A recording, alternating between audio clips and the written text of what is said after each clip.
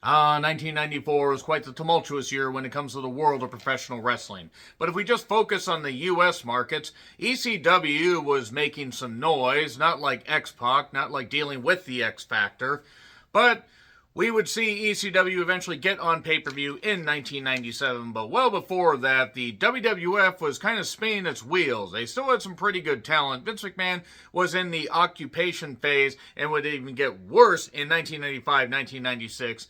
And he did have some great individuals that could draw big crowds, but when it comes to the U.S. markets, boy, oh boy, some of their pay-per-views are doing well, but they just could not do well as far as the house show circuit and stuff like that. But when it comes to international markets such as the UK, Europe, or even Canada, they were able to draw large crowds and passionate crowds. Very, very loud individuals were joining to be part of the WWF Blitz as they were trying to get towards the Attitude Era. Hulk Hogan had signed with World Championship Wrestling. Other WWF talents would go there, such as Hacksaw Jim Duggan, Randy Savage, just shortly after this event. And yeah, it was certainly quite the year for professional wrestling. There was some good, there was also some bad, but when it comes to events like this, God bless the WWE Vault channel, because we get to see stuff like this, and we get to see feuds that played out on the house show circuit, and see the stuff that we saw on pay-per-view actually was kind of the same as these live crowds got to see. So let's get right to it. I'm John Rittland with WWE in Montreal from October 21st, 1994. So yeah, this actually was pretty memorable and was pretty cool to see. Granted, there were quite a few rest holds during some of these matches and some standard stuff. But the main event was certainly lively, given who was in it. I'll get to that here in a bit. But yeah, really nice to see the content like this is getting uploaded. Let's get on into it.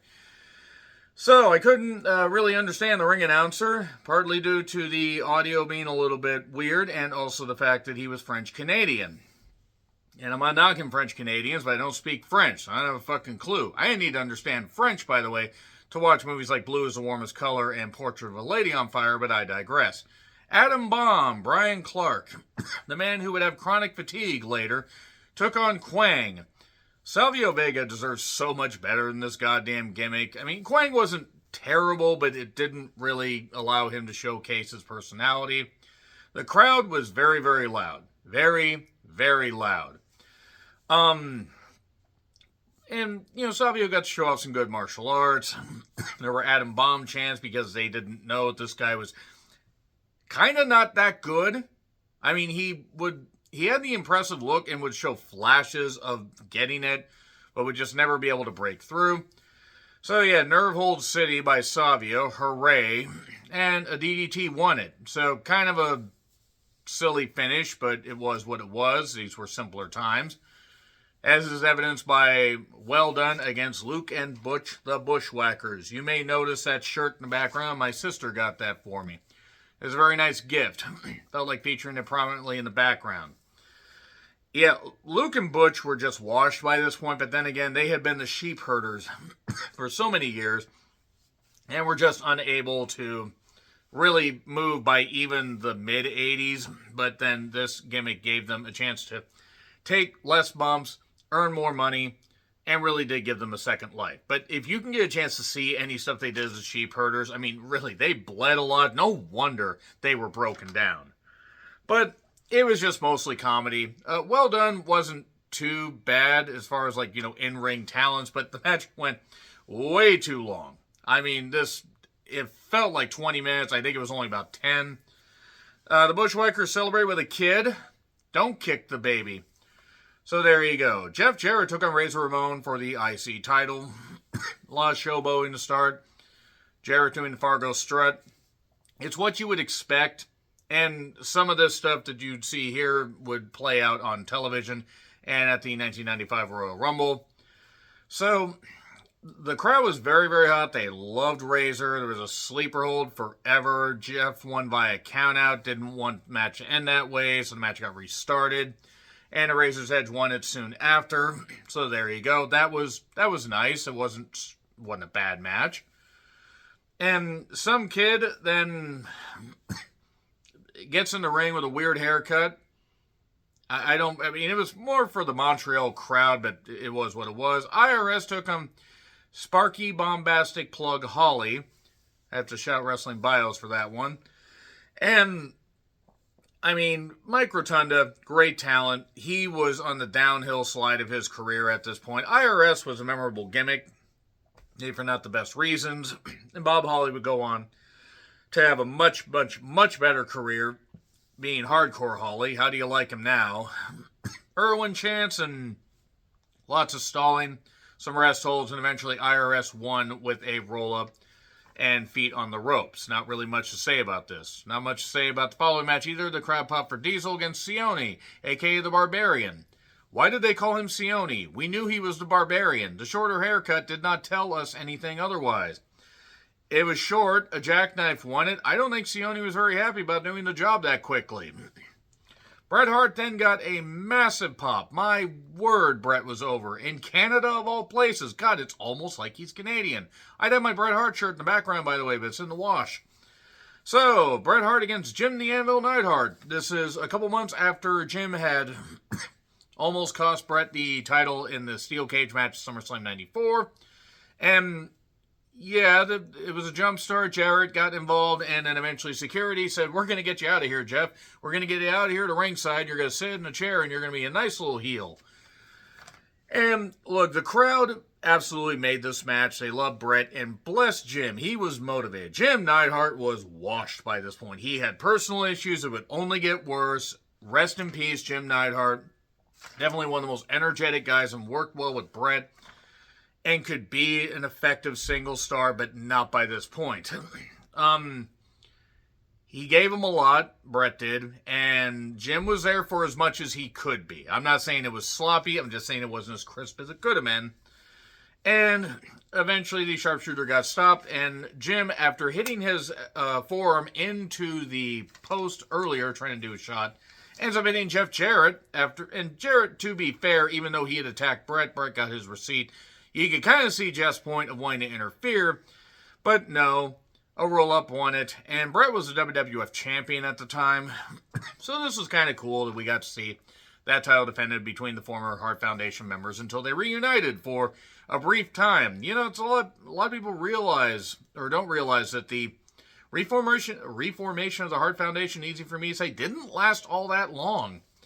And then some fans do impressions, including one of Paul Bearer, and boy, that was definitely for the live crowd. Undertaker took on Yokozuna in a casket match. Mr. Fuji moved better than Yokozuna did at this point. Bless Yoko. One of the best big men that they ever had. But it was a short burst because his weight was getting out of control here. This is in October of 94. He would be out of the company by early 97. And a crowd pop for Undertaker's big dong. And God, Yoko could not move here. I mean, he tried, but geez, he tried to get up for that choke slam. No. I mean, Hogan got up off the ground more at Judgment Day 2002, and that's saying something. And Taker did eventually win. It's basically the same thing that you would see, the salt in the eyes, that kind of stuff, and, you know, some drawn-out spots because Yoko needed to catch his breath. And Undertaker against Yokozuna was probably the first really good feud that he ever had. Not the one against the Ultimate Warrior, not the one against Kamala. The one against Kamala was, I guess, okay. The one against Giant Gonzalez, not all that great. And the casket was taken off. Yokozuna then, I think, maybe not to the day, I think it was October 23rd, 2000. 6 years and 2 days later, he would pass away in the UK. That's really fucking sad. So, two guys then are attacking Jacques Rougeau when we get back. And by the way, there's tape flutter issues because it's an old VHS tape that they transferred. It's Jacques Rougeau against Pierre Alouette. Alouette, Gentil Alouette, Jalouette, a.k.a. PCO. And I didn't quite recognize him, one, because of the hair, two, because we got no introductions. But yeah, the former Quebecers are taking on each other. They love Jacques Rougeau, and it makes sense. The Rougeaus are very over. Raymond Rougeau was very over when Eddie Quinn was running Montreal Wrestling. When you had Killer Kowalski, who eventually showed up at the very end of this thing. I believe Jacques Rougeau Sr. was there as well. And the match was what it was. It went a little bit longer than it needed to. Okay, went a lot longer than it needed to, but at least the atmosphere made up for it. And Jacques Rougeau being a big old babyface, Pierre being, or Carl Alouette, however you want to, Pierre Carl Alouette, I don't, he went through so many names. At least these two basically had the crowd eating out of the palm of their hand. And, PCO was even doing that stupid cannonball dive outside. I say stupid because, my God, I cannot imagine that felt good landing on the floor. And eventually these seconds get involved. Ray Rougeau ends up kicking whoever the second was. I actually don't know who that guy was. He had weird hair. I know that. And Rougeau wakes up the ref. I believe that was referee Tim White. Rest in peace. Ray Rougeau, by the way, probably could still knock out 80% of the goddamn roster at this point and now. And I think he's at least in his 70s. So a DDT spike. But we didn't get any cover there. A leaping tombstone, a sit-out tombstone. Oh, boy. Oh, God. Jeez, that could have ended so badly. It's like the one that Owen hit on Austin at SummerSlam 97. But eventually, Jacques got a pin. 1, 2, 3. A handshake. And the crowd got to go home happy. So, really kind of cool to see shit like this.